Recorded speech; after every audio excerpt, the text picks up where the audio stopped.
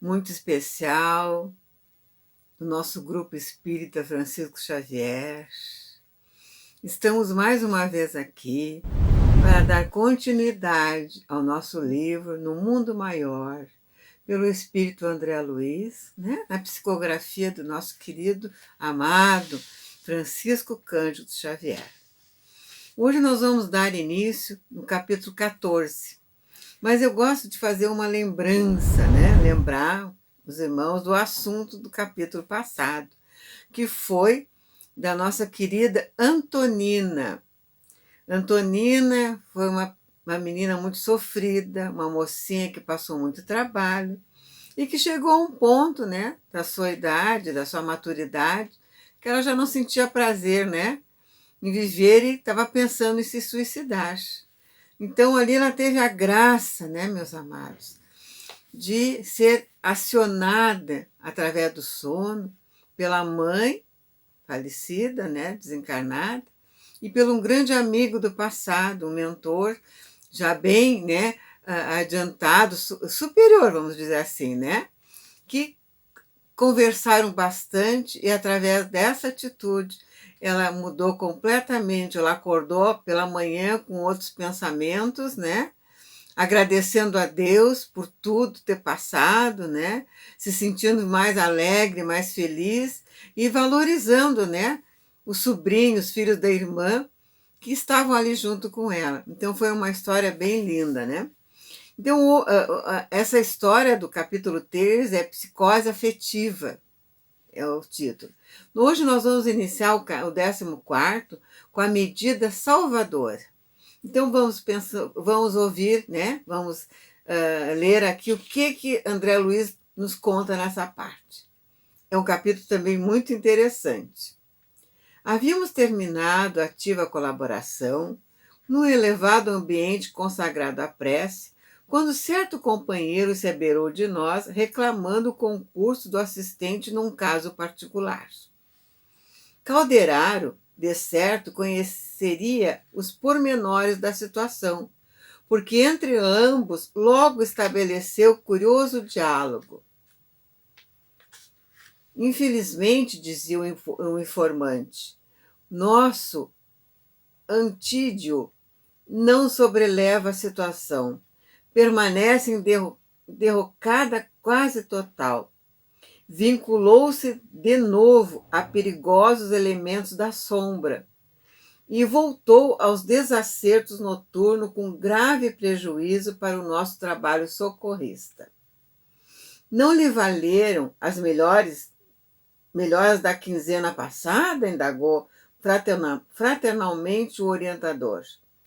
Aproveitou-as para mais presto volver à irreflexão, esclareceu o interlocutor com inflexão magoada. É de notar, porém, que se achava quase de todo louco. Sim, mas conseguiu fruir outra vez estado orgânico invejável, mercê da sua intervenção última?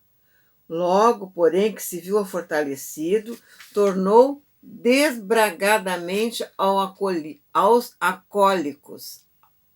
A sede escaldante provocada pela própria disciplina e pela instigação dos vampiros que vorazes se lhe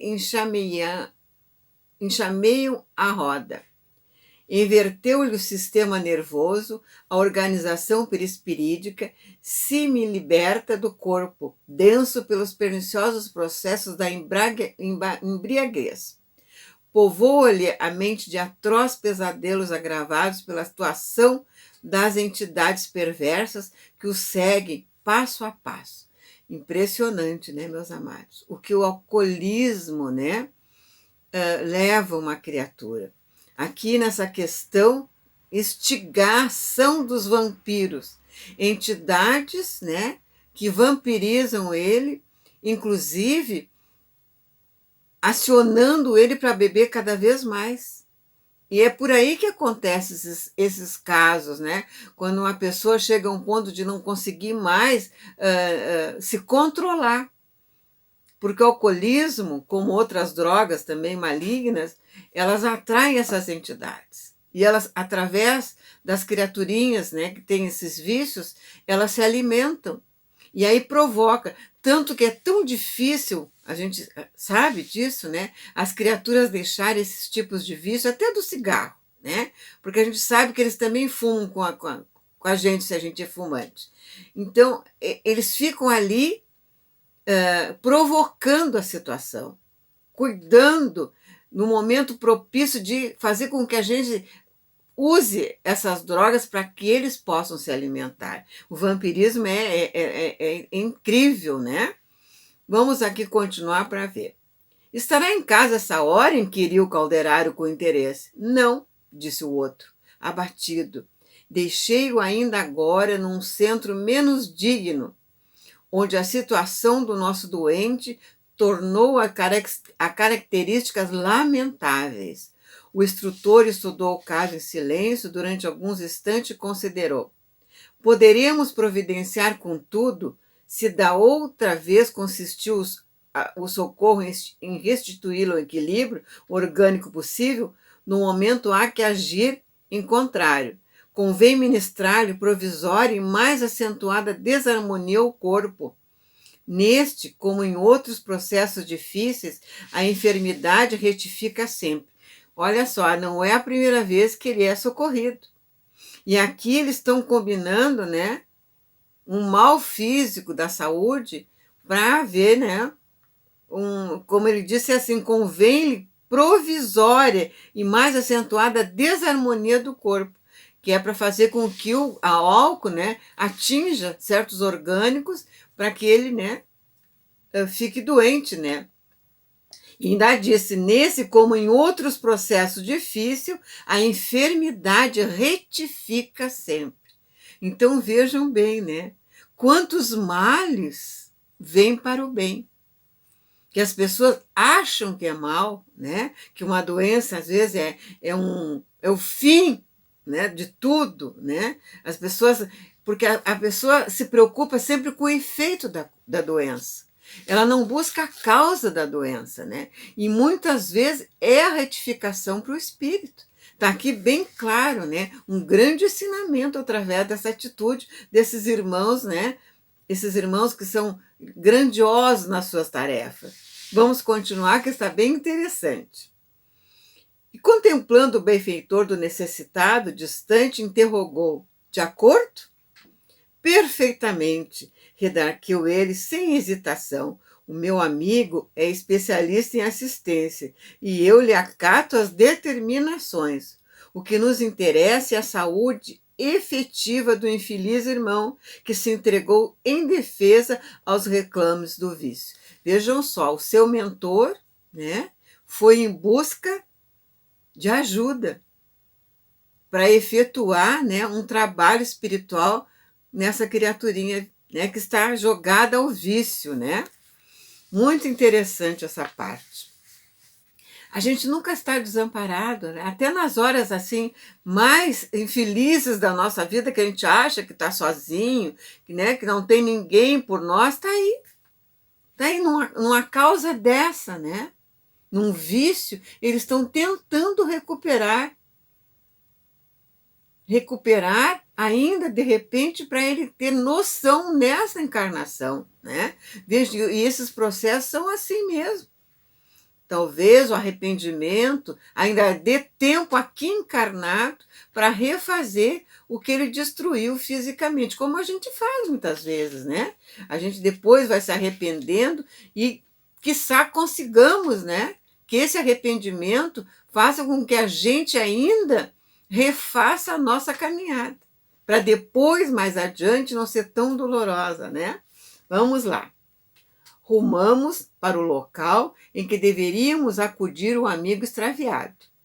Penetramos o recinto, servido de amplas janelas e abundantemente iluminado. O ambiente sufocava. Desagradáveis emanações se faziam cada vez mais espessas à maneira que avançávamos. Quanto mais eles entravam no ambiente, mais era denso, né, as vibrações. No salão principal do edifício, onde abundavam extravagantes adornos, algumas dezenas de pares dançavam, tendo as mentes absorvidas nas baixas vibrações que a atmosfera vigorosamente insuflava. Olha só o que é um ambiente de baixo astral, né, meus amados? Onde tem a bebida, onde tem a sensualidade, onde tem tudo aquilo ali, né? Indefinível e dilacerante impressão dominou-me o ser. Não provinha da estranheza que a indiferença dos cavaleiros e a leviandade das mulheres me provocavam. O que me enchia de assombro era o quadro que eles não viam. É o outro lado, né? A pessoa não enxerga mesmo, né?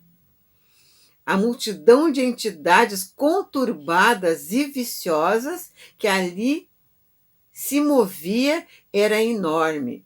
Os dançarinos não bailavam sós, mas inconscientemente correspondiam ao ritmo assodado da música inferior, a ridículo gesto dos companheiros irresponsáveis, que lhes eram invisíveis. Atitudes simiescas surgiam ali e aqui, e de quando em quando gritos histéricos feriam o ar.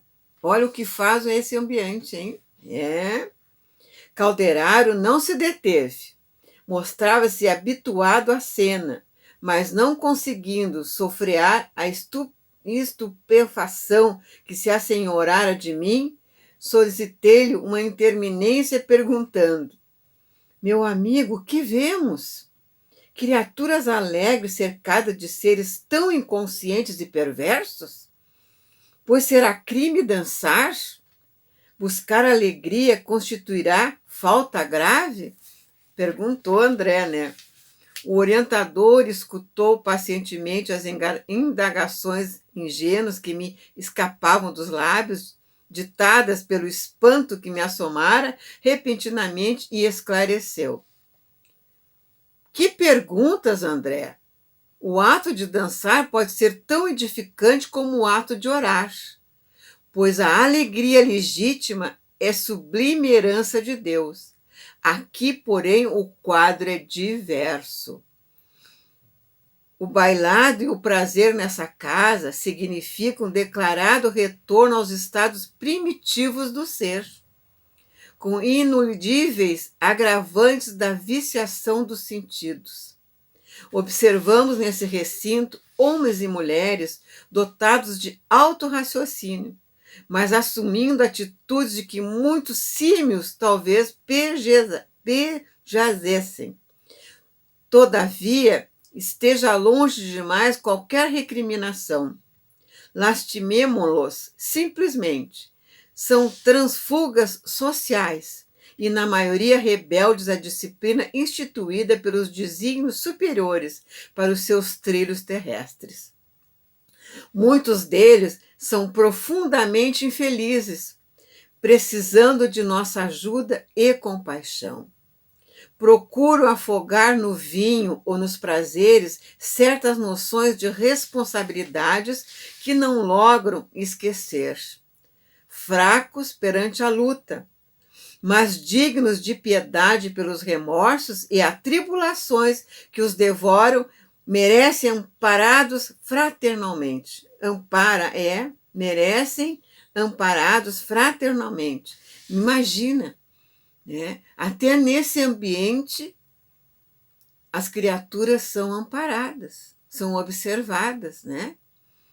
Para que o meu raciocínio aqui nesse momento, num ambiente desse, venha algum que de repente vai se arrepender. Porque deve ser amargo, né, meus amados? Acordar numa ressaca no outro dia e se dar conta, embora muitas vezes o alcoólico faz o esquecimento, né, da conduta, mas vem aquele amargo, né, aquela amarga sensação do erro, né, e assim começa o processo. E muitas vezes é através desse amparo espiritual que as pessoas não se dão conta, né, que no outro dia acordam tão mal porque tem noção do que estão fazendo com si próprio, com o seu corpo, né? Com essa coisa divina que Deus criou, né? Para conduzir o espírito ali encarnado, né? Então vejam bem, mas vamos continuar que está bem interessante. E passando os olhos de relance pela multidão de espíritos perturbadores que ali se davam aos vampirismos e aos sarcasmos, obtemperou. Quanto a esses infortunados que fazem senão recomendá-los ao divino poder, tentam igualmente a fuga impossível de si mesmo, alucinados apenas adiam o terrível minuto de autorreconhecimento que chega sempre, de quando menos esperam, através dos 1000 processos da dor, esgotados os recursos do amor divino que o Supremo Pai nos oferece a todos. A mente deles está apegada aos instintos primitivos e frágeis e existentes receiam a responsabilidade do trabalho da regeneração. Talvez um pouco de consciência, né? Porque um espírito que se presta para isso, um espírito desencarnado que vai nesses ambientes, muitas vezes ele nem reconhece que desencarnou. E realmente ele não desencarnou, ele morreu, porque ele está apegado às coisas mundanas, né? E essa questão, talvez fugindo mesmo, como diz aqui a Calderaro, né? A responsabilidade do trabalho que vai fazer uma regeneração neles, né? Impressionante, né? Vamos lá. Vendo-me boca aberta e faminto de novas elucidações, o assistente propôs-me: vamos, deixemo-nos divertir-se. A dança nessa casa não lhes deixa de ser uma última análise, um benefício. Chegaram nossos amigos encarnados e desencarnados aqui presentes a nível tão desprezível que, sem dúvida, não for o sapateado. Se não for, né, não for o sapateado, estariam rodando lá fora em atos extremamente condenáveis. Tal a predisposição em que se encontra para o crime, que o Pai se commisera de todos nós. Vejam bem, quer dizer que para eles é salutar reuni-los naquele ambiente para não estar fazendo mais loucura fora, né? Fazem as loucuras ali. É isso aí. Demandamos o interior apressadamente, numa saleta abafada, um cavalheiro de 45 anos, presumíveis, jazia a tremer. Não conseguia manter-se de pé. Calderaro examinou detidamente e indagou do nosso amigo que nos acompanhava. Voltou aos alcoólicos há muitos dias? Previamente há uma semana. Vê-se que se esgotou rápido, porque a pessoa, quando retorna ao alcoolismo, ela não começa de novo. Ela começa onde ela parou da última vez. É o caso aqui. Ele não começou a beber novamente, ele iniciou de uma semana atrás. Porque o alcoólatra é esse sistema, né? Por isso que muitos, quando retomam, né, o alcoolismo, passam muito mal, né? De ter essas crises, né, grandes, né? Oriunda dessa questão, não é começar de novo, é retomar o que ele deixou. É muito interessante essa parte. Vê-se que se esgotou rápido, foi muito rápido o esgotamento dele.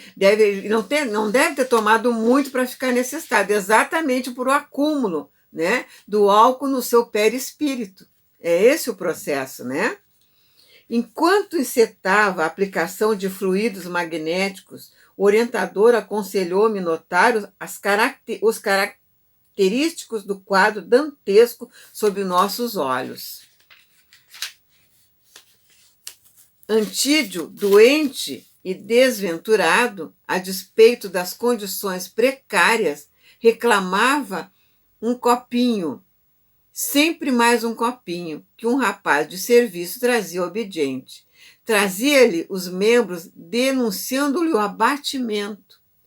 Algido suor lhe escorria da fronte e de vez em quando desferia gritos de terror selvagem.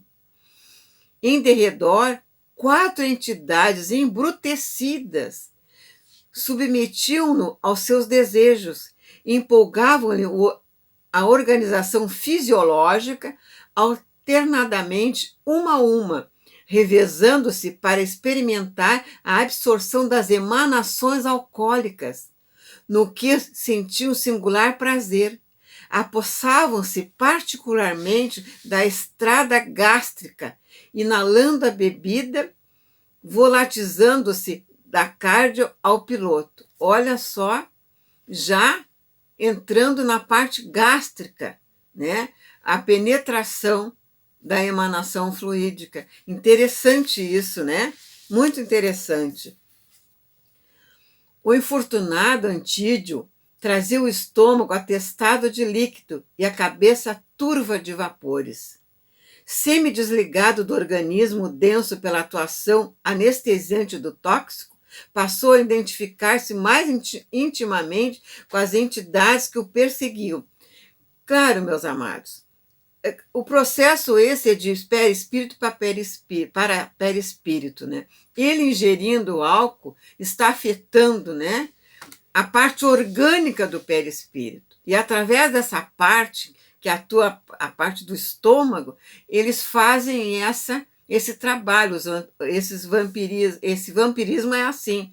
Através desse trabalho, atuam no perispírito do encarnado, que já está, né, vamos dizer assim, cheio de álcool, como fala aqui, né, que ele estava já com essa parte cheia de álcool, né, e na estrada gástrica.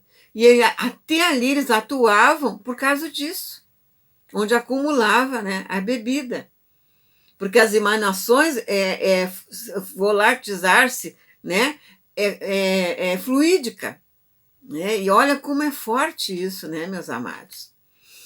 A cena infundia angústia e assombro.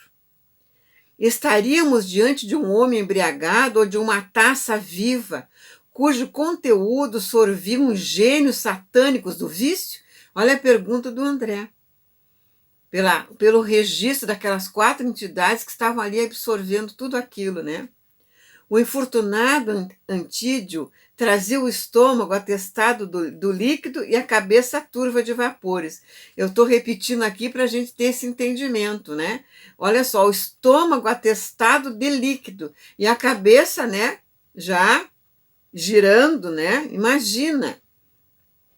Semi-desligado do organismo denso pela atuação anestesiante do tóxico, passou-se a identificar mais intimamente com as entidades que o perseguiam. Claro, né? Ele já estava naquela parte de ter aqueles que as pessoas pensam que é uma coisa fora do normal, mas que não é. Ele já passa a enxergar as entidades, né? É por isso que eles têm esses surtos assim, porque eles começam a registrar, né, profundamente isso aí. Os 4 infelizes desencarnados, a seu turno, tinham a mente invadida por visões terrificantes do sepulcro que haviam atravessado como dipsomaníacos, sedentos, aflitos, traziam consigo imagens espectrais de víboras e morcego dos lugares sombrios onde haviam estacionado. Vejam só que confusão! Os próprios espíritos desencarnados que estavam junto com o nosso irmão tinham também essas visões que exatamente onde eles estacionaram, no desencarne. Né? Então vamos ver mais essa explicação que está muito interessante, né? Entrando em sintonia magnética com o psiquismo desequilibrado dos vampiros, o ébrio começou a rogar estentoriamente: salve-me, salve-me, pelo amor de Deus. Imagina a visão, né? Indicando as paredes próximas, bradava sob a impressão de indefinível pavor. Os morcegos, afugentem-nos, detenha-nos, Piedade, quem me livrará? Socorro, socorro. A visão que ele tinha, né? Olha só o que ele estava vendo através daquelas entidades, né? Ele via subindo pelas paredes na volta dele, né? Dois senhores, também obnubilados pelo vinho, aproximaram-se espantados. Um deles, porém, tranquilizou o outro, dizendo: nada demais. É o Antídio, de novo. Os acessos voltaram. Deixemo-lo em paz. Olha só, a criatura vai lá, não é a primeira vez que acontece, que os outros já estão acostumados, né? Com essas coisas que ele está, com esses ataques dele. É isso aí, ó. Enquanto isso, o desditoso, o ébrio, continuava bradando: ai, ai, uma cobra! Aperta-me, sufoca! Que será de mim? Socorro! Imaginem, né? As entidades perturbadoras timbravam nas atitudes sarcásticas, gargalhavam de maneira sinistra. Ouvia-os o infeliz ali ecoarem no fundo do ser e gritava, tentando investir, embora cambalhente, os algozes infelizes. Quer dizer, ele estava querendo, né, se defender, fazer alguma coisa. Quem zomba de mim? Quem? Ele pergunta, né? Cerrando os punhos, acrescentava: malditos, malditos sejam.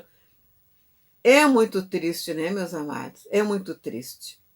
A cena prosseguia dolorosa quando Calderaro se acercou de mim, esclarecendo: é deplorável o pai de família que, incapaz de reagir contra as atrações do vício, se entregou inerne à influência de malfeitores desencarnados, afins com a sua posição desequilibrada, em intenção às intercessões da esposa e de dois filhinhos amoráveis que o seguem, assistimos-lo com todos os recursos ao alcance de nossas possibilidades. Entretanto, o imprevidente irmão não corresponde aos nossos esforços. Emerge de todas as tentativas, mais e mais disposto à perversão dos sentidos. Busca, acima de tudo, a fuga de si mesmo. Detesta a responsabilidade e não se anima a conhecer o valor do trabalho, atenuando-lhe a ânsia irrefreável de sorver alcoólicos. Esperamos se reeduque. Para isso, porém, usaremos agora recursos drásticos, já que o desventurado se revela infeso a todos os processos de auxílio. Veja bem a que ponto chegou, né, a criatura, que eles vão ter que tomar uma atitude, né, drástica, né? Fixando em mim expressivo olhar, concluiu: Antídio, por algum tempo a partir de hoje, será amparado pela enfermidade. Conhecerá a prisão no leito durante alguns meses, a fim que se lhe não apodreça o corpo num hospício, o que se iniciaria dentro de alguns dias, lançando nobre mulher e duas crianças em pungente incerteza do porvir. A questão toda é essa, né? Ele está envolvendo a família. Então, o problema todo, né? E graças às orações, né, a atitude dessa esposa e desses dois filhos, né, que ele vai ser socorrido, né? Dito isso, Calderaro encetou complicado serviço de passos ao longo da espinha dorsal. O enfermo aquietou-se pouco a pouco na velha poltrona que se mantia.